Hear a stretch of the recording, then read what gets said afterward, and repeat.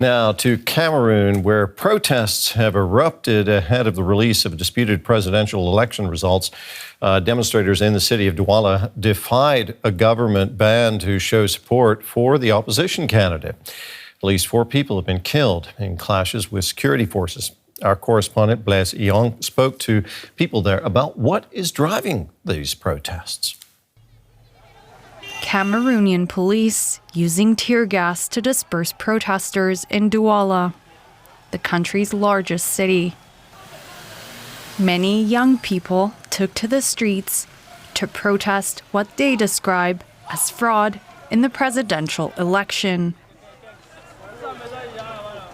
You can still hear tear gas canisters being fired by police. Protesters here have also thrown stones at police. I asked some of the people that came out to protest. They told me that they believe that their candidate, Isso Tchiroma Bakary, won the Cameroon presidential election for 2025. But this victory, according to them, has been stolen. You see, the youth are outside to reclaim their vote that have been stolen. I agree with them. We can clearly see that Isso Tchiroma Bakary won the election. But the government denied that. Tensions have been rising in Cameroon since the release of preliminary results that put incumbent President Paul Biya ahead of opposition leader Isso Tchiroma Bakary. Biya, 92, has ruled Cameroon since 1982 and is expected to win another 7-year term. He has become extremely unpopular in this Central African country. Frankly, people are not happy, and they're right, because we've been suffering for 43 years. It's not going well. Children are suffering. Educated youth have no jobs. We can't eat in Cameroon. We can't get treatment. We're fed up. More than 2/3 of Cameroonians are under the age of 30. Many young people are unemployed and have no prospects for the future. Some experts believe that these protests could spread if President Biya continues to cling to power. For more on this now, we're joined by DW's Blaise Iong in Douala. Blaise, the results of the election have not even been announced yet. Why are there such angry protests? I think since after pulling a lot of videos of surfaced on social media that showed alleged fraud on polling day, people stuffing ballots, people going away with ballot boxes. And so a lot of young people have been frustrated. Throughout Cameroonian social media, you would see people express their frustration. And I think also Mr. Biya's age comes to play here.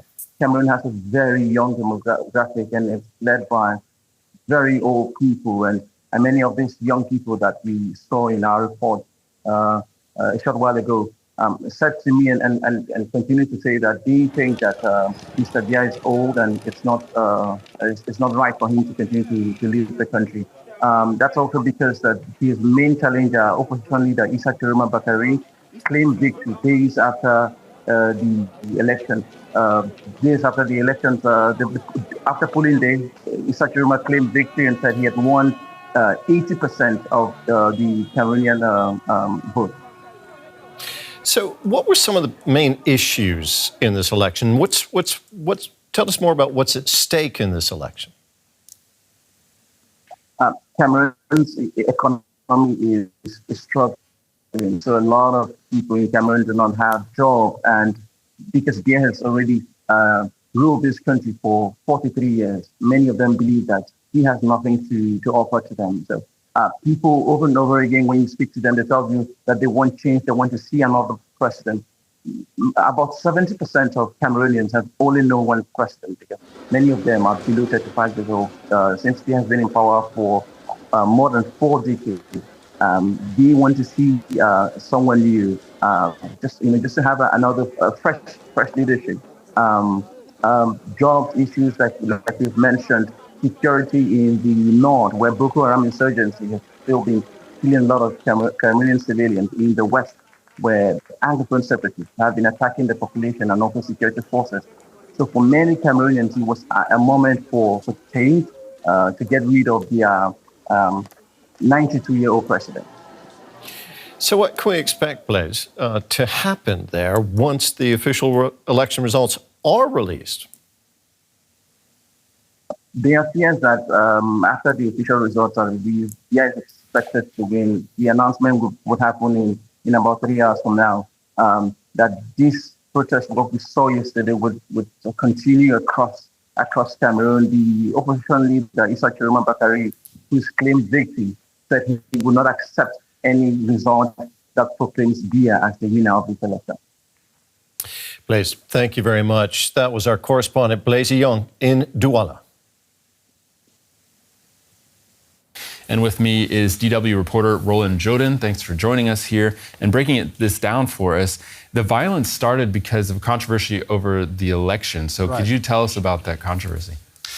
So you have in Cameroon the Electoral Commission that oversees the entire counting process and finalizing the votes and passing it on to the Constitutional Council, which then declares the winner of the election.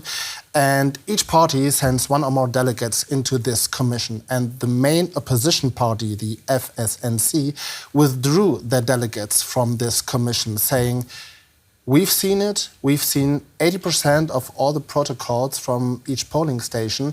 So we can say our candidate, Isso Tchiroma Bakary, won with 55% of the votes. And we can also say that the government is trying to manipulate the votes. There have been many irregularities, according to the main opposition party. So they are accusing the government of, well, fraud, basically. And vice versa, the governing party and incumbent Paul Biya, they say, according to preliminary results, Paul Biya has won with 52%. So each side says, I'm the winner, although the results are not there yet. And what is at stake in this election right now in Cameroon? Well, so Cameroon, a country in Central Africa, faces numerous challenges. Like many other countries, unemployment and inflation. You have insecurities in border regions with neighboring states. You have jihadist groups. You have bandit groups. You have in Western Cameroon, which is the Anglophone, the English-speaking region in Cameroon, a separatist movement that is fighting with government forces for nearly a decade. But I think the most important thing is you have the world's longest serving ruler in Cameroon, 92-year-old Paul Biya. He is in office for 43 years. And you know, one presidential term in Cameroon lasts for 7 years. So you can do the math. 92 plus another term of 7 years, he would be 99. Wow. Right, and so many, especially many young people say, we don't want to be ruled by a 92-year-old anymore. And so how likely is it that these tensions, this violence will subside after the official results come in? I think it heavily depends on how Isso Tchiroma Bakary, the opposition candidate, will react after the announcement of the election results. Because he gave kind of contradicting messages. In many interviews, he said, I will never concede. I will never acknowledge a defeat. I've won this. I'm the winner. I'm the next president of Cameroon. But in some other public statements, he said, well, if the Constitutional Council can prove that all the votes and the results are correct, yeah, I might concede. And more importantly, I think it comes down to the youth. So the protests on Sunday and in the previous days, have they been an exception because of the presidential election and, well, because of the polarization in Cameroon?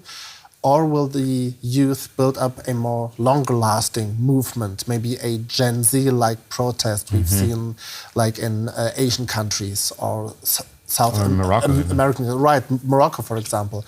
So, yeah, I think it comes down to what does the youth want? Roland Joden, thanks for your analysis and reporting. Yeah, good pleasure.